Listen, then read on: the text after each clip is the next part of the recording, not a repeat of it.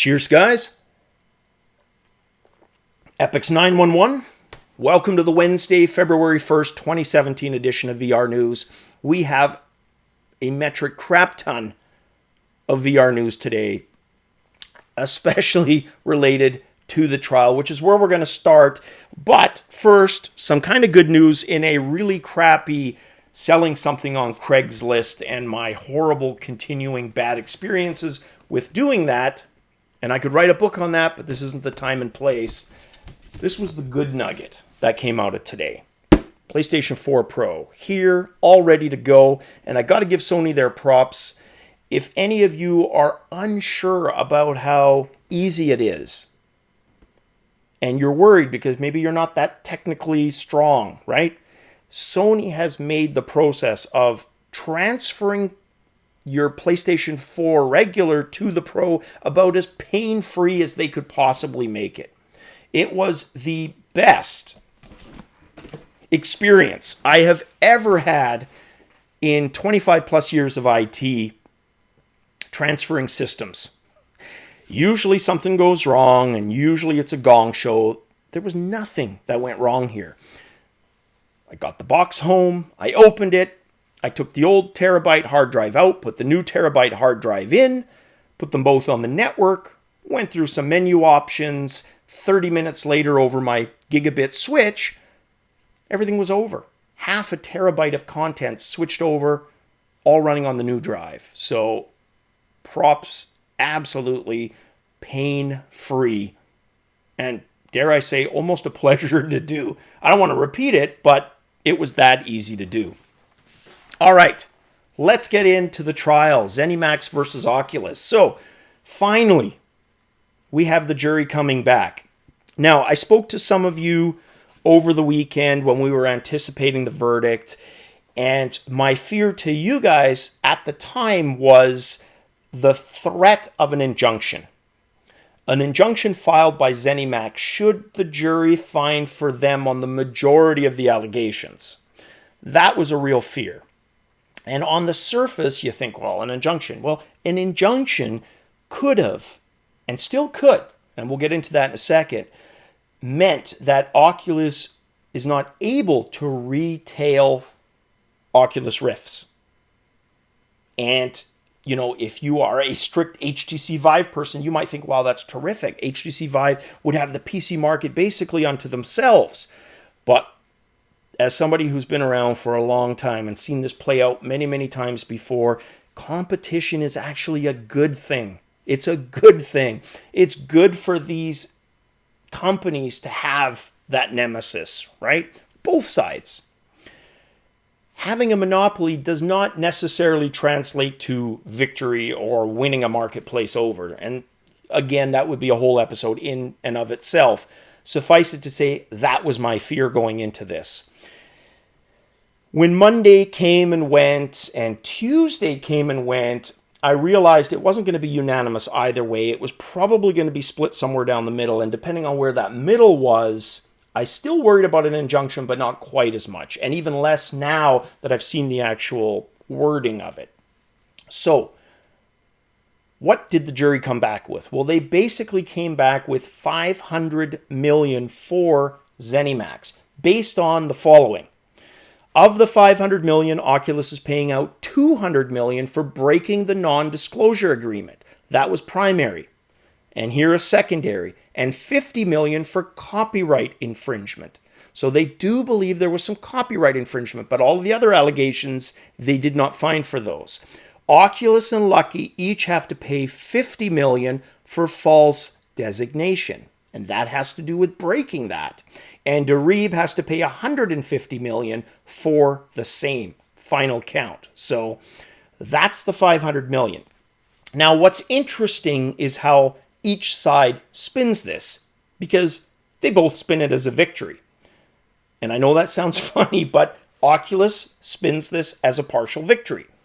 This was their statement. The heart of this case was about whether Oculus stole Zenimax's trade secrets. And the jury found decisively in our favor. We're obviously disappointed by a few other aspects of today's verdict, but we are undeterred. Oculus products are built with Oculus technology. Our commitment to the long-term success of VR remains the same, and the entire team will continue the work they have done since day one, developing VR technology that will transform the way people interact and communicate. Reading that, it literally sounds almost like a victory speech, and you'd be, forgiven for thinking, WTF, right? On the other side, you've got Zenimax, who, for most people on the outside looking in, scored the victory today. But they only see it as a partial victory, of course, because I think they were ready to play that injunction card and play it quickly. And this kind of puts a bit of a damper in that. It could still play out in such a way that that becomes a reality, but I don't think so at this point. But it does mean it's going to drag on.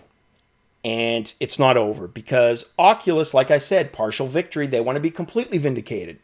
And you might think, why not do a Michael Jackson or pick your other legal case and just cut a check and move on? And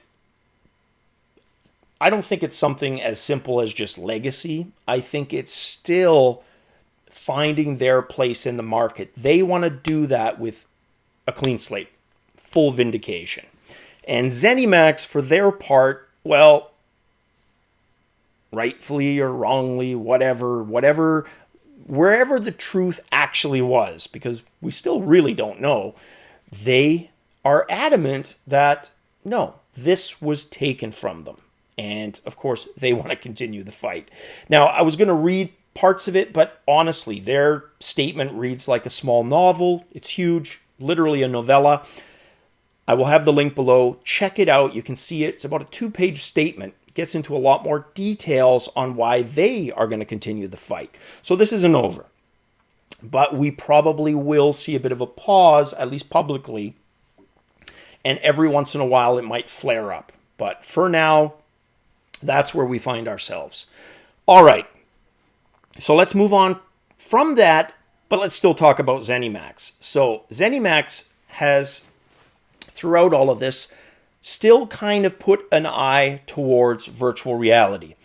And some people might think, wow, are they doing this just because they want to portray that they really were into VR the whole time? And maybe they were, right? But they acquired a company today called Escalation Studios. But if you look into the history, they've actually got history going back with Zenimax through their subsidiaries years in terms of projects that they've worked on in the past. So to me personally, it doesn't come across like that. I think it was just a strategic acquisition. And these guys, if you haven't heard of Escalation Studios, they were responsible for a fairly good review. I think it got an 8 out of 10. Please don't touch anything. And an Oculus published Hero-Bound Gladiators was intellectual property that was also picked up through this acquisition. So interesting. But like I said, they did share a close relationship in the past. So if you dig a little deeper, it's not too surprising, really. All right, PlayStation VR finally gets more stock, and we're finally getting comments from Sony themselves about virtual reality. Now, it's about stock, but at least it's something. So they announced via their official blog today that the PlayStation VR bundle is making a return. And it's basically going to be the same as the launch bundle, same price. And that includes the VR headset, the camera, the 2 Move controllers, the demo disc, and of course, the VR worlds. They've also announced on the blog a new bundle that's going to be on the way. So interesting. Finally, they mention it. Now we just need more on what else is coming. We know a few of those titles through people publishing through Sony, but it would be nice to just get a little bit more of a follow-up. And I think probably within the next week, we're going to get exactly that from Sony. The Vive Trackers that we talked about. These Vive Trackers, we now have more details on them, technical details, because of those 1,000 that are being sent out to developers, they are also including, HTC is, guidelines, documentation on how to use the trackers, that also gets into some of the technical details behind them. So, for example, the tracker itself still requires a dongle. It's going to actually require a dongle. It's going to communicate wirelessly with the headset, and the headset responsible as part of its regular relaying of information, of processing and sending that additional information as well. We also know what those pin connections are at the bottom, those pogo pin connections. That is there so that an accessory that's attached to it can pretty much take advantage of all the functions on a regular Vive controller. Pretty much everything that it's able to do, it's going to be able to do on the accessory via those pin connectors. Now, they also threw out some recommendations, and most of these are, of the Captain Obvious variety. Don't have reflective stuff around the tracker. Make sure the antenna is clear, all that kind of stuff. Pretty straightforward. We also find out now that it's firmly second quarter of 2017, but still no price for these. And also that the tracker has a 270-degree field of view. So it's got some pretty good, visibility for tracking, but will have blind spots. And those blind spots are also mentioned in this documentation, where and how to avoid them when you're designing your third-party peripherals to play along with these. So very cool, because it gives us a little bit more information. And that dongle is a 2.0 wireless dongle to relay the tracking data and accessory input-output that's generated to the headset. Then we get this news story. And forgive me for being a little skeptical, because it just sounds like typical Nintendo, still wanting to be part of the conversation, but really not having much of an interest. And President today saying that they are still studying virtual reality capability. Now, we know that they've got a few patents out there, but I really question the technical prowess, robustness of the Switch.